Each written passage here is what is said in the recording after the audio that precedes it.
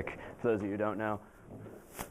Now Lieutenant Bordick, trying to convert everybody to be a jarhead over in Mark Clark Hall. So, friendship.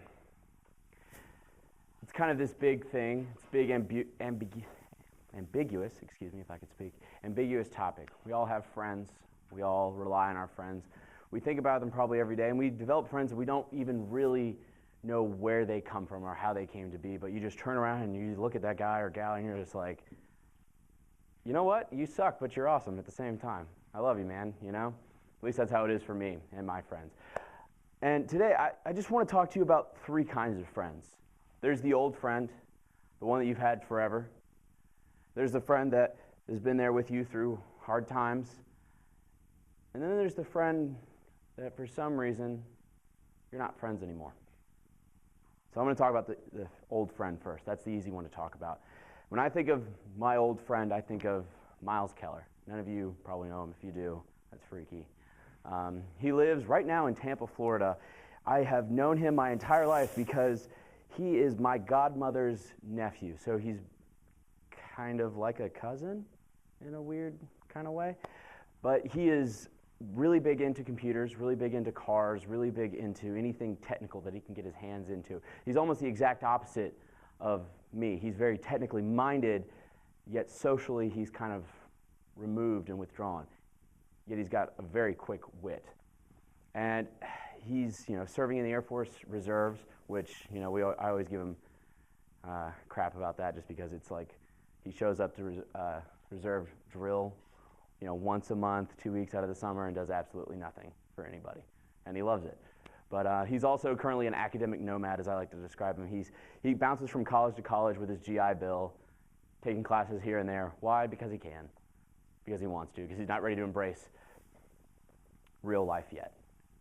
But why is he why is he my friend? I mean, if you really think about it, is it just because I've seen him for a long time? Is it because I have been around him? I don't know. I think when you look at an old friend, the value there is the growth. When you grow alongside somebody, no matter what it is, just through your life, through an experience, through just an organization, you gain this sense of trust, and you gain this sense of accountability with that person, because you can get so wrapped up and so serious with what's going on in your head that they can stop and say, hey man, do you remember when we were being little idiots in your neighborhood trying to blow things up in the middle of the night? Yeah, man, I remember that. I definitely remember that. Do you remember trying to freeze bananas with liquid nitrogen and then seeing how high we could get them to bounce before they would shatter? Yeah, I remember that. Do you remember that time your dad lit off 100,000 fireworks all at the same time? No lie, 100,000. It took forever for it to go off. Yeah, I remember that. And so the old friend is something that I don't think will ever lose value. I can really promise you that I am my truest self when I am with this guy. He is my brother. And I cannot conceive not having the ability to talk to him. And I don't even talk to him every day, every month, every week. But when I do, it's like not 5 seconds has passed. And it's a great feeling. And I'm sure all of you have had that feeling, whether it be an actual brother or an actual sister. But it's something to be cherished. And then after that is the friend that you've had through difficult times. And difficult times could be anything. It could be something as simple as knob year here at the Citadel. It could be going through high school, which, all right, yeah, we look back and laugh, but at the time it seemed really difficult and really hard, and it sucked in a lot of ways. Or it can be when you find out that your hero isn't who you thought he was, that he's just as fallible as everybody else. And even though he's the reason why you came to this school and why you want to be an Army officer, he's human.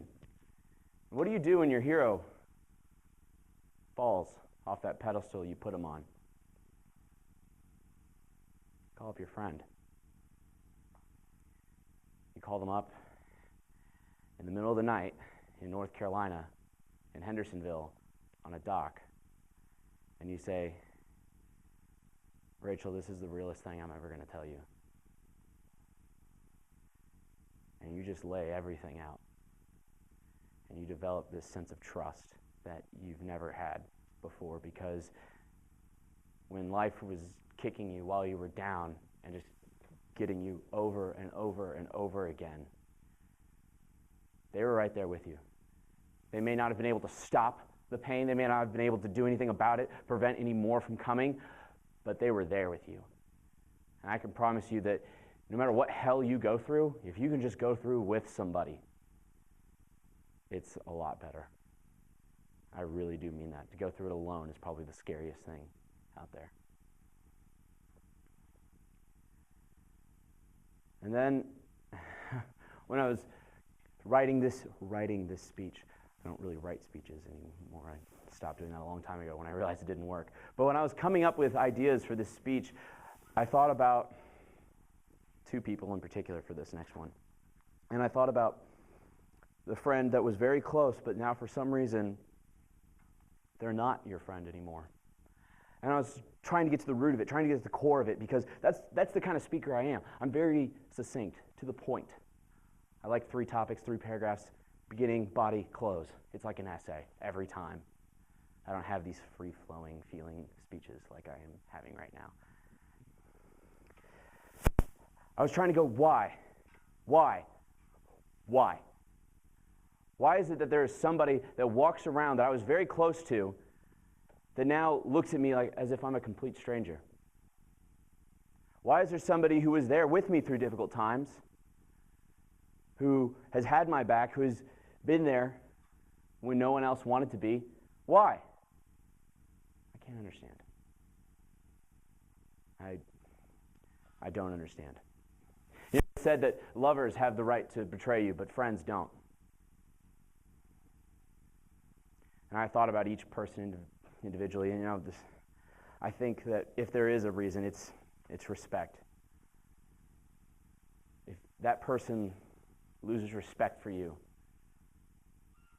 then where else do you have to go? If that person can't communicate with you, where else do you have to go? Because now I know that those are the reasons why those 2 people aren't my friends. I woke up one day and my best friend didn't want to talk to me anymore. I asked him over and over again, what's wrong? What's wrong? I'm not arrogant enough to believe that I am perfect, that I can't piss you off one day, that I can't be annoying, irritating, hard to deal with. I'm not that arrogant.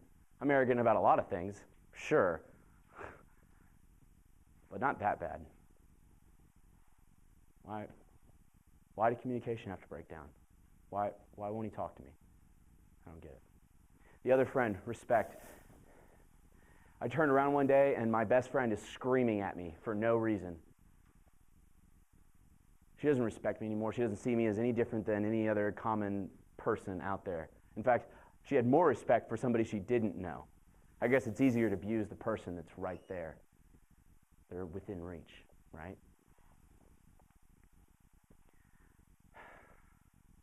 I encourage all of you to hold on to your friends.